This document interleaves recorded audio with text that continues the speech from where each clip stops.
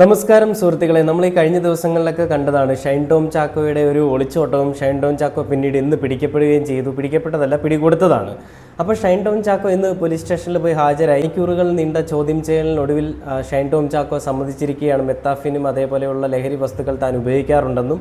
പക്ഷേ അന്നേ ദിവസം, അതായത് ഡാൻസ് ഓഫ് സംഘം ചെന്ന സമയത്ത് ഷൈൻ ടോം ചാക്കോ ഒന്നും ഉപയോഗിച്ചിട്ടുണ്ടായിരുന്നില്ല എന്നുള്ളതും ഷൈൻ ടോം ചാക്കോ പറയുന്നുണ്ട്. അപ്പോൾ എന്തുകൊണ്ട് വിൻസി എന്ന് പറയുന്ന ഈ ഒരു സിനിമാ നടി ഈ ഒരു രീതിയിൽ ഷൈൻ ടോം ചാക്കോയ്ക്കെതിരെ രൂക്ഷ വിമർശനവുമായി മുന്നിലേക്ക് വന്നു? എന്തുകൊണ്ട് ആ ലൈവ് ചെയ്തു? എന്തിനാണ് പിന്നീട് തങ്ങൾക്കൊരു പ്രശ്നവുമില്ല, തങ്ങൾക്ക് ഇതുമായിട്ട് ബന്ധമില്ല, തങ്ങൾ ഇതുമായിട്ട് മുന്നോട്ട് പോകാനായിട്ട് ആഗ്രഹിക്കുന്നില്ല, ഞങ്ങളുടെ കുടുംബവും ഈ ഒരു കേസുമായിട്ട് മുന്നോട്ട് പോകാൻ ആഗ്രഹിക്കുന്നില്ല, കേസ് ഞാൻ ഇവിടെ ഡ്രോപ്പ് ചെയ്യണം എന്നൊക്കെ പറഞ്ഞുകൊണ്ട് പെട്ടെന്ന് ഒഴിവാകുന്ന എന്തുകൊണ്ടാണ്? ഇതിലൊക്കെ എന്തൊക്കെയോ കാര്യമായിട്ടുള്ള ഗൂഢാലോചനകൾ ഉണ്ടെന്നുള്ളൊരു കാര്യം വ്യക്തമാണ്. വിൻസി അലോഷ്യസ് അതിനൊരു റീസൺ പറഞ്ഞത്, ഷൈൻ ടോം ചാക്കോയുടെ പേര് പുറത്ത് പറയരുതെന്ന് ഞാൻ പറഞ്ഞത് എന്നോട് വിശ്വാസഹത്യ ചെയ്തതുകൊണ്ടാണ് ഞാൻ ഈ ഒരു രീതിയിലേക്ക് കേസുമായിട്ട് മുന്നോട്ട് പോകുന്നില്ല എന്ന് വെച്ചത്. പല ആളുകളുടെ സ്വാർത്ഥ താല്പര്യങ്ങൾക്ക് വേണ്ടിയിട്ടോ അല്ലെങ്കിൽ അവരോടുള്ള ഒരു ഈഗോ കാരണമോ അവർക്ക് മനസ്സിലുണ്ടാവുന്ന ബുദ്ധിമുട്ടുകൾ കാരണമോ അവർക്ക് ആ പേര് വെളിപ്പെടുത്തേണ്ടി വന്നത്, അതിന് ഇരയാക്കപ്പെട്ടത് ഞാനാണ് എന്നുള്ള രീതിയിലാണ് വിൻസി അലോഷ്യസ് പറഞ്ഞത്. പക്ഷേ വിൻസി ഒരു തരത്തിൽ പറഞ്ഞാൽ വിൻസി ഈ ഷൈനിനെ സപ്പോർട്ട് ചെയ്യുകയാണ് ചെയ്തത്. ഒരു സൈഡിൽ കൂടി നോക്കുകയാണെങ്കിൽ അങ്ങനെ തന്നെ നമുക്ക് പറയാൻ പറ്റുള്ളൂ. കാരണം ഈ പറയുന്ന ഷൈൻ ഇങ്ങനെ ചെയ്തു എന്ന് പറഞ്ഞിട്ട് രൂക്ഷ വിമർശനം നടത്തുകയും പല കേസുകളിലും മുൻപ് തന്നെ ഷൈൻ ടോം ചാക്കോ പ്രതിയുമാണ്. അങ്ങനെ ഇരിക്കെയുള്ള ആ ഒരു പ്രതിയെപ്പറ്റി അല്ലെങ്കിൽ ആ ഒരു ലഹരി ഉപയോഗിക്കുന്ന ആളിനെ പറ്റിയാണ് വിൻസി അലോഷ്യസ് രൂക്ഷമായ വിമർശനം നടത്തിയത്. അത് ലൈവിൽ വന്ന് പറയുകയും ചെയ്തു. പിന്നീട് അത് കേരളക്കരയെ മണ്ടരാക്കുന്ന രീതിയിൽ അല്ലെങ്കിൽ മാധ്യമങ്ങളെ മണ്ടരാക്കുന്ന രീതിയിൽ, പോലീസുകാരെ മണ്ടരാക്കുന്ന രീതിയിൽ ഞങ്ങൾ കേസുമായിട്ട് മുന്നോട്ട് പോകാൻ താല്പര്യമില്ല, ഞങ്ങൾ അതുമായിട്ട് സഹകരിക്കില്ല എന്ന് പറഞ്ഞുകൊണ്ട് പിന്മാറുകയും ചെയ്തു. അതുകൊണ്ടൊന്നും പോലീസുകാർക്കോ ഡാൻസ് ഓഫ് സംഘത്തിനോ അതേപോലെ തന്നെ ഈ പറയുന്ന ആൻറ്റി നാർക്കോട്ടിക്സ് സംഘത്തിനോ ഒന്നും ഈ ഷൈൻ ടോം ചാക്കോയെ വിടാനായിട്ടുള്ള ഉദ്ദേശം ഉണ്ടായിരുന്നില്ല. ഒരു കേസും ഒരാളും കൊടുത്തില്ലെങ്കിലും ഈ പറയുന്ന ഈ നാർക്കോട്ടിക് സംഘത്തിന് ഷൈൻ ടോം ചാക്കോയെ പിടിച്ചകത്തിടാനുള്ള എല്ലാ അവകാശവും എല്ലാ റൂളും ഉള്ളതുമാണ്. അങ്ങനെ ഷൈൻ ടോം ചാക്കോയുമായിട്ടുള്ള മണിക്കൂറുകൾ നീണ്ട ആ ഒരു മൊഴിയെടുപ്പിനൊടുവിൽ ഷൈൻ ടോം ചാക്കോ പറഞ്ഞു, ഞാനിത് ഉപയോഗിക്കാറുണ്ട്, അത് ഉപയോഗിക്കാറില്ല എന്ന് പറഞ്ഞിട്ടില്ല. പിന്നെ അതേപോലെ തന്നെ ആ ദിവസം ഉപയോഗിച്ചിട്ടില്ല. പിന്നെ എന്തിന് ഷൈൻ ടോം ചാക്കോ ഇറങ്ങി ഓടി? ഷൈൻ ടോം ചാക്കോ ഇറങ്ങി ഓടിയത് ഷൈൻ ടോം ചാക്കോ ഓൾറെഡി ഈ സാധനം ഉപയോഗിച്ചിട്ടുണ്ടാവും. അതുകൊണ്ട് തന്നെ ഷൈനിൻ്റെ ഉള്ളിലൊരു എന്തെന്നില്ലാത്തൊരു ബോധം അല്ലെങ്കിൽ എന്തെന്നില്ലാത്തൊരു എനർജി വന്നതുകൊണ്ടും ഈ 3 നില 2 നില എന്തും തങ്ങൾക്ക് ഒന്നുമല്ല എന്നുള്ള രീതിയിൽ ഇറങ്ങി ഓടിയതാണ്. അങ്ങനെ ഓടി തമിഴ്നാട്ടിലേക്ക് എത്തി. അവിടെ എന്തെങ്കിലും ഒരു പ്ലാൻ സെറ്റ് ചെയ്ത് വെക്കാതെ ഷൈൻ ടോം ചാക്കോ ഈ തമിഴ്നാട്ടിലേക്ക് കടക്കേണ്ട ആവശ്യമില്ലല്ലോ. ഷൈൻ ടോം ചാക്കോയുടെ കൃത്യമായിട്ടുള്ള അറിവുകളുടെ അടിസ്ഥാനത്തിൽ അല്ലെങ്കിൽ ഷൈൻ നേരത്തെ തന്നെ മുൻകൂട്ടി നിശ്ചയിച്ച രീതിയിൽ തന്നെ കാര്യങ്ങൾ നടന്നു. അതിനുശേഷം 10:30 വരാൻ പറഞ്ഞെടുത്ത് 10 മണിക്ക് തന്നെ പോലീസ് സ്റ്റേഷനിൽ എത്തുകയും പെട്ടെന്ന് മൊഴി കൊടുത്തിട്ട് പോകാമെന്നുള്ള പ്ലാനിൽ വരികയും പിന്നീട് പോലീസിന് നിരന്തരമായ ചോദ്യങ്ങളിൽ കുഴയുകയും ചെയ്ത ആ ഒരു ഷൈനിനെ നമ്മൾ കണ്ടതാണ്. പിന്നീട് ഷൈനിനെ ഇറക്കാനായിട്ട് വലിയ ആഘോഷമായിട്ട് അവരുടെ അച്ഛനും അവരുടെ അമ്മയും അവരുടെ സഹോദരനൊക്കെ വന്നു. സഹോദരൻ എന്നിട്ട് മാധ്യമങ്ങളെടുത്ത് കൊച്ചി റണ്ണൊക്കെ കഴിഞ്ഞില്ലേ, ഇനി അടുത്ത വർഷമാണ്, ഇനി എന്നൊക്കെയുള്ള കളിയാക്കിയുള്ള ചോദ്യങ്ങളും നമ്മൾ കണ്ടതാണ്. ഷൈൻ ടോം ചാക്കോ എനിക്ക് ഒരുപാട് ഇഷ്ടമുള്ള വ്യക്തിയായിരുന്നു. പക്ഷേ അത് ലഹരി ഉപയോഗിക്കുന്ന അറിഞ്ഞിട്ടും എനിക്ക് ഇഷ്ടമായിരുന്നു. പക്ഷേ അവരുടെ കുടുംബമടക്കം ഈ രീതിയിലാണല്ലോ എന്നറിഞ്ഞപ്പോൾ MDMA എന്ന് പറഞ്ഞിട്ട് ഇൻഡ്യൂട്ടിട്ട് DNA ആണ് ശരിയെന്നുള്ള രീതിയിൽ ഒരുപാട് കമൻറ്റുകൾ ഞാൻ കണ്ടതാണ്. അതിനെയൊക്കെ സത്യമാക്കുന്ന രീതിയിൽ തന്നെയാണ്. ഒരു കുടുംബം മുഴുവനും ഈ രീതിയിലാണെന്നുള്ളത് നമുക്ക് ആ വീഡിയോ കാണുമ്പോൾ തന്നെ അറിയാം.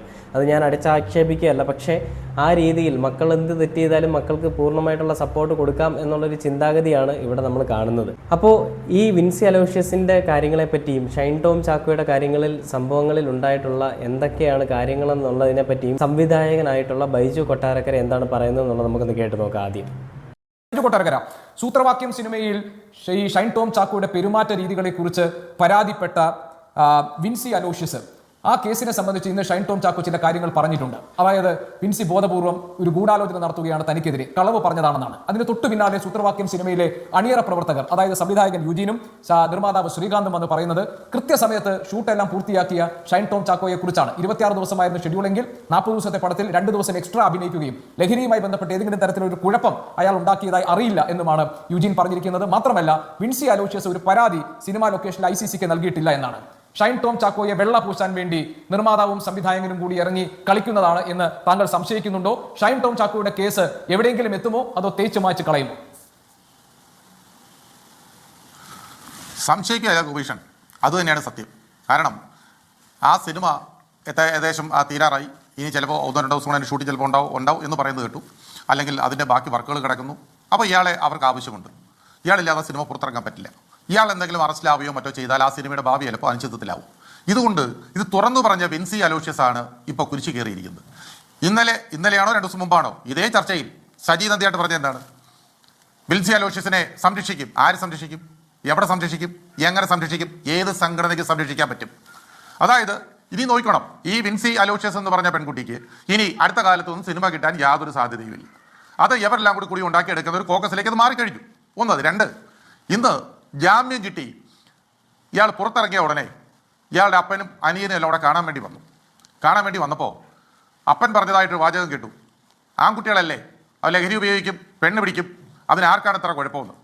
അനിയൻ പറയുന്നു എന്താണ്, ഞാനും കിടന്നിട്ടുണ്ട്, എവിടെ ഡി അഡിക്ഷൻ സെന്ററിൽ കിടന്നിട്ടുണ്ടോ എന്നൊരു പത്രക്കാരൻ ചോദിച്ചപ്പോൾ ഇയാളുടെ അനിയൻ പറയുകയാണ്, അവിടെയല്ല, ഞാൻ മാനസികാരോഗ്യ കേന്ദ്രത്തിലാണ്, അതായത് തലയ്ക്ക് ഡ്രഗ് അടിച്ച് തലയ്ക്ക് ഓളമായി ആ മാനസികാരോഗ്യ കേന്ദ്രത്തിൽ കൊണ്ടാക്കി 10 ദിവസം അവിടെ കിടന്നിട്ടുണ്ടെന്ന് പറയുന്നു.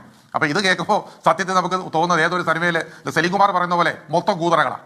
അതാണ് ഇന്ന് നടന്ന സംഭവം. അതാണ് കാരണം ഇത് വീട്ടിൽ അപ്പനാണെങ്കിലും ശരി, അനിയനാണെങ്കിലും ശരി, ആരാണെങ്കിലും ഒരു പയ്യൻ അവൻ വഴിതെറ്റിപ്പോയെങ്കിൽ, അല്ലെങ്കിൽ അവൻ ഇങ്ങനത്തെ ഒരു അബദ്ധം പറ്റിയെങ്കിൽ, അല്ലെങ്കിൽ ഇങ്ങനെ അവൻ ഡ്രഗ് അഡിക്റ്റ് ആയെങ്കിൽ അവനെ തിരിച്ചു കൊണ്ടുവരുന്നതിന് പകരം അവരവനെ സപ്പോർട്ട് ചെയ്യുന്ന രീതിയിലേക്ക് ഒരു അഴകുഴമ്പൻ ന്യായങ്ങളുമായിട്ടാണ് മുമ്പോട്ട് പോകുന്നത്.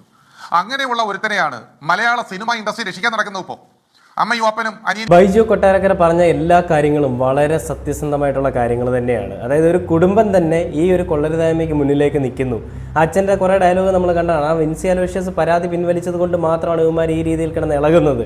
വിൻസി അലോഷ്യസിൻ്റെ പരാതി ഉണ്ടായിരുന്നെങ്കിൽ എന്തായാലും വിൻസി അലോഷ്യസിനെ ഇനി ഒറ്റപ്പെടുത്തും, മാറ്റി നിർത്തും. പക്ഷേ ആ ഒരു പരാതിയുമായിട്ട് തന്നെ മുന്നിലേക്ക് പോയിരുന്നെങ്കിൽ ഒരുപക്ഷെ ഈ പറയുന്ന ഷൈൻ എന്ന് പറയുന്ന ആ കുറ്റവാളിയെ, അല്ലെങ്കിൽ ഷൈൻ എന്ന് പറയുന്ന ഒരു ലഹരിക്ക് അടിമയെ മാറ്റി നിർത്താനും അവനെതിരെ തക്കതായ ശിക്ഷ അല്ലെങ്കിൽ നടപടികൾ സ്വീകരിക്കണം നമ്മുടെ പോലീസിന്, നിയമ സംവിധാനത്തിന് സാധിച്ചതിന് ഈ ഒരു സമയത്ത് ഞാൻ പറയുകയാണ്. അതോടൊപ്പം തന്നെ ഇനി ഷൈൻ ടോം ചാക്കോയുടെ അനിയൻ പറഞ്ഞ കുറച്ച് വാക്കുകളുണ്ട്, അതുകൂടെ നമുക്കൊന്ന് കേട്ട് നോക്കാം. ഞാൻ ആദ്യം പറഞ്ഞതുപോലെ തന്നെ ഈ റൺ കൊച്ചി റൺ കഴിഞ്ഞില്ലേ, ഇനി എന്നാ അടുത്ത വർഷമാണോ എന്നുള്ള രീതിയിൽ ചോദിക്കുന്ന വാർത്തയുണ്ട്. അതൊന്ന് പ്ലേ ചെയ്യാം. അത് റൺ കൊച്ചി റൺ കഴിഞ്ഞില്ലേ റൺ കൊച്ചി റൺ ഇനി അടുത്ത പോലെ ഉണ്ടാവുള്ളൂ. ഇനി അടുത്ത പോലെ അല്ലേ? അതെനിക്കറിയില്ല. നിങ്ങൾക്കറിയോ? കറക്റ്റായിട്ട് അറിയോ? ആ, ഓക്കെ. ഇനി എന്താണ് അടുത്ത നടപടികൾ? അടുത്ത നടപടികൾ എന്താണ് ഇനി? അല്ല, പോലീസുകാരുടെ അല്ല, ജാമ്യത്തിന് വിടും. ഇന്ന് ജാമ്യത്തിന് വിടും ഇന്ന്. ഉറപ്പാണോ? ഓക്കെ, എല്ലാം അറിയാമോ? എനിക്കറിയില്ല, ഞാൻ ഡ്രൈവ് ചെയ്തിട്ട് വരും, ഞാൻ ചാനൽ കണ്ടിട്ടില്ല. നിങ്ങൾ പറഞ്ഞില്ലേ, ഞാൻ ചാനൽ എടുക്കാൻ വേണ്ടി വന്നതാണ്, ഇങ്ങോട്ട് വരാൻ വന്നതാണ്. ജാമ്യം കിട്ടി കഴിഞ്ഞാൽ കൊണ്ടുപോകും. ജാമ്യം കിട്ടുമെന്ന് നിങ്ങൾ പറഞ്ഞില്ലേ? ഇല്ലേ? ആ, കൊണ്ടുപോയിട്ടുണ്ടാവായിരിക്കാം. എന്ത്? എനിക്കറിയില്ല, എനിക്ക് കൂടുതൽ കാര്യങ്ങൾ അറിയാറില്ല. നിങ്ങൾക്കറിയായിരുന്നോ? ആരാ പറഞ്ഞത്? ചേട്ടനെ കൊണ്ടുപോയെന്ന് എനിക്കറിയില്ല, ഞാൻ ആ സമയത്ത് വീട്ടിലുണ്ടായിരുന്നില്ല. നിങ്ങൾക്കറിയോ? എന്നെ കൊണ്ടുപോയിട്ടുണ്ട്. ഞാൻ നിന്നിട്ടുണ്ട് 2 ആഴ്ച. അത് ഇവിടെയല്ല, പാലക്കാടാണ്, മനോമിത്ര. അവിടെ അന്വേഷിച്ചറിയാം. കണ്ടില്ല, അവൻ്റെ ഡയലോഗ് കേട്ടില്ല. നിങ്ങളാരും പോയിട്ടില്ല. എന്നെ മാനസികാരോഗ്യ കേന്ദ്രത്തിൽ കൊണ്ടുപോയിട്ടുണ്ട്, പാലക്കാട് ഡി അഡിക്ഷൻ സെൻറ്ററിൽ. അത് വലിയ ക്രെഡിറ്റാണ്, അച്ഛനും മക്കൾക്കും എല്ലാം വലിയ ക്രെഡിറ്റാണ്. ഇത്രയും ഊള ഫാമിലിയും ഇത്രയും തരത്തിലുള്ള ഊളത്തരങ്ങൾ കാണിക്കുന്നവനെയൊക്കെയാണല്ലോ ഈ സിനിമയിൽ വെച്ചിരിക്കുന്നത്. എത്രയോ കഴിവുള്ള എത്രയോ ആളുകളുണ്ട് നമ്മുടെ കേരളത്തിൽ. അതിനിടയിലേക്ക് ലഹരിക്ക് അടിമയായിട്ടുള്ളവന്മാരെയൊക്കെ എന്തിനാണ് സിനിമയിൽ വെക്കുന്നത്? ശ്രീനാഥ് ബാസി ആയിക്കോട്ടെ, ഏതവനായിക്കോട്ടെ, എന്തിനാണ് ഇവന്മാരെ പോലെയുള്ളവന്മാരെ സിനിമയിൽ വെക്കുന്നത്? സാധാരണക്കാരായ ജനങ്ങളുടെ കാശ് കൊണ്ട് ജീവിക്കുന്നവന്മാരാണ് സിനിമയിലുള്ളവരെല്ലാം. ആ അവന്മാരുടെ ഈ പറയുന്ന തോന്നിവാസവും ജനങ്ങളുടെ മെക്കെട്ട് കയറുന്നവിടെ കാണണമെന്ന് പറഞ്ഞ് എന്തൊരവസ്ഥയാണത്? ഷൈൻ ടോം ചാക്കോ ഇപ്പോൾ ജാമ്യത്തിൽ വിട്ടു എന്നാണ് അറിയാൻ സാധിച്ചിരിക്കുന്നത്. എന്തായാലും അത് അങ്ങനെ തന്നെ സംഭവിക്കുള്ളൂ. പണ്ട് കൊക്കൈനായിട്ട് പിടിച്ചപ്പോഴും ആ കൊക്കൈൻ എവിടെ നിന്ന് വന്നു, അതെന്താണെന്നുള്ളതൊന്നും ആരുടെയിലും അറിയില്ല, അത് ആരുടെയിലും തെളിവില്ല. അതേപോലെ തന്നെ ഈ കണ്ടത് പൗഡർ മുഖത്തിടാനായിട്ട് എടുത്തതാണ് എന്നുള്ളത് വിൻസി അലോഷ്യസ് മാറ്റി പറഞ്ഞാണെന്ന് വേണമെങ്കിലും അങ്ങനെ വരെ ആക്കി തീർക്കാമെന്ന് നമുക്കിത് കാണുമ്പോഴേ വിചാരിക്കാം, എന്ന് നമുക്ക് വിശ്വസിക്കാം.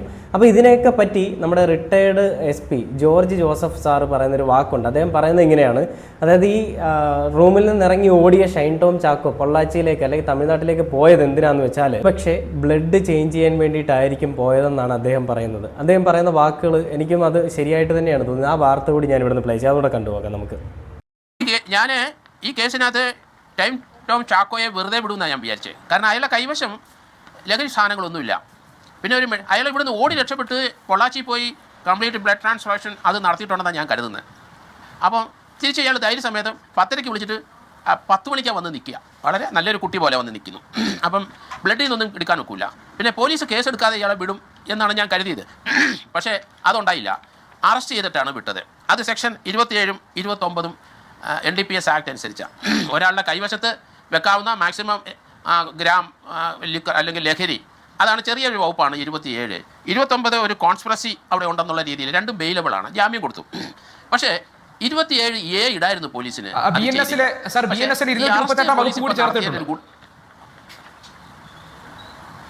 എന്നാലും ബെയിൽ കൊടുത്തല്ലോ. അതിനകത്ത് വേറൊരു പ്രശ്നം എന്താണെന്നറിയോ? ഈ ഒരാളെ അറസ്റ്റ് എഫക്റ്റ് ചെയ്തെങ്കിൽ മാത്രമേ അയാളുടെ ബ്ലഡ്, അയാളുടെ ഫിംഗർ പ്രിൻറ്റ്, അയാളുടെ ഹെയർ, അയാളുടെ നഖം ഇതൊക്കെ എടുക്കാൻ പറ്റുള്ളൂ. അതുകൊണ്ടാണ് അത് എടുത്തു കഴിഞ്ഞിട്ടുണ്ട്. അപ്പോൾ ഇയാളൊരു ഡ്രഗ് അഡിക്റ്റ് ആണെന്ന് എസ്റ്റാബ്ലിഷ് ചെയ്യേണ്ട ബാധ്യത പോലീസിനുണ്ട്. ചുമ്മാ ആൾക്കാർ പറഞ്ഞാൽ ഒക്കില്ല, സയൻറ്റിഫിക് ആയിട്ടുള്ള എവിഡൻസ് വേണം. അതുകൊണ്ടാണ് അദ്ദേഹത്തിൻ്റെ ഒരു അറസ്റ്റ് 27 29 വെച്ചിട്ട് തിങ്കളാഴ്ച വരാൻ പറഞ്ഞിട്ടുണ്ട്. ഇതിനകത്ത് ഞാൻ കാണുന്നത് സെക്ഷൻ 27A പോലീസ് പ്രയോഗിച്ചില്ല. കാരണം ആ വേദാന്ത ഹോട്ടലിൽ അവിടെ ഒരു 20,000 രൂപ അവിടെ വെച്ച് ഇയാളുമായിട്ട് സംസാരിച്ചിട്ട് ഒരു 20,000 ട്രാൻസാക്ഷൻ നടത്തിയിട്ടുണ്ട്. അപ്പോൾ ഫൈനാൻസിങ് ഇല്ലിസിറ്റ് ലിക്കർ ട്രാഫിക്കിംഗ്, അതാണ് ആ ഓഫൻസ് വരുന്നത്. അത് 20,000 രൂപയുടെ ട്രാൻസാക്ഷൻ നടത്തിയിട്ട് അതിൻ്റെ എവിഡൻസ് പോലീസ് കളക്ട് ചെയ്തിട്ടുണ്ട്. അപ്പോൾ ആ സെക്ഷൻ 27A കൂടി ഇട്ടിട്ട് ഇന്ന് തന്നെ റിമാൻഡ് ചെയ്ത് പോകുമായിരുന്നു. പക്ഷേ അയാൾക്ക് ബെയിൽ കൊടുത്ത് തിങ്കളാഴ്ച വരാൻ വിട്ടിരിക്കുന്നു. അപ്പോൾ അതുകൊണ്ട് അതിനകത്ത് വേറെ 116. അത് പക്ഷേ പോലീസുകാർ ചെയ്തില്ല. അത് നമുക്ക് ഊഹിക്കാവുന്നതേ ഉള്ളൂ, അങ്ങനെ വരുവുള്ളല്ലോ. ഇത് പണ്ട് കൊക്കൈൻ പിടിച്ചപ്പോഴും കൊക്കൈനാണോ എന്താ പിടിച്ചെന്ന് അറിയാൻ പറ്റാത്തൊരവസ്ഥയിലേക്ക് പോയൊരു കേസും ഇന്നിപ്പോൾ ഈ പറയുന്ന രീതിയിലേക്ക് ഷൈനിനെ അറസ്റ്റ് ചെയ്തപ്പോഴും പോലീസുകാർ കാണിക്കുന്ന അതേ നയം തന്നെയാണ്. ഈ ഷൈൻ ടോം ചാക്കോയ്ക്ക് ജാമ്യം കൊടുത്തു, ഷൈൻ ഉപയോഗിക്കുന്നുണ്ടെന്ന് അറിഞ്ഞു, എന്നിട്ട് പോലും ഷൈൻ പറയുന്ന ഒരു പാവം കുട്ടിയാണെന്നുള്ള രീതിയിലാണ് പോലീസുകാർ വിട്ടിരിക്കുന്നത്. എന്തായാലും ഇനി എന്താണ് അടുത്ത ദിവസങ്ങളിൽ സംഭവിക്കുക എന്നുള്ള അറിയില്ല. തിങ്കളാഴ്ച വീണ്ടും ഷൈൻ ഹാജരാവണമെന്ന് പറഞ്ഞിരിക്കുകയാണ്. ഷൈനെ ജാമ്യത്തിൽ വിട്ടിരിക്കുകയാണ്. ഇതുപോലുള്ള ലഹരിക്ക് അടിമയായിട്ടുള്ള ആളുകളെ സിനിമയിൽ വെക്കാതെ കഴിവും അല്ലെങ്കിൽ അറിവും വിവേകമുള്ള കുറച്ച് ആളുകളെ സിനിമയിൽ കയറ്റാനായിട്ട് നിങ്ങൾ ശ്രമിക്കുക. ഒരു ആളുടെ ഒരു സ്റ്റാർഡം മാത്രം കണ്ടുകൊണ്ട് സിനിമ എടുക്കാതെ കുറച്ച് പുതുമുഖ നടന്മാർ കൂടി അല്ലെങ്കിൽ പുതുമുഖങ്ങൾ കൂടി അവസരം കൊടുക്കാനായിട്ട് ശ്രമിച്ചു കഴിഞ്ഞാൽ ഈ പറയുന്ന ഈ വിഴുപ്പ് നിങ്ങളും ചുമക്കേണ്ടി വരില്ല. സംവിധായകരാണെങ്കിലും പ്രൊഡ്യൂസർ ആണെങ്കിലും ആരാണെങ്കിലും. അപ്പോൾ ഇങ്ങനെയുള്ള ഈ ആളുകളെ സിനിമയിൽ നിന്ന് തന്നെ മാറ്റി നിർത്തണം, അല്ലെങ്കിൽ സമൂഹത്തിൽ നിന്ന് തന്നെ മാറ്റി നിർത്തണമെന്നാണ് എനിക്ക് ഈ സമയത്ത് പറയാനുള്ളത്. എന്തായാലും കഷ്ടം തന്നെയാണ് നമ്മുടെ പോലീസിൻ്റെയും നമ്മുടെ നിയമ സംവിധാനത്തിൻ്റെയും ഒരു അവസ്ഥ എന്ന് പറയുന്നത്, അല്ലേ?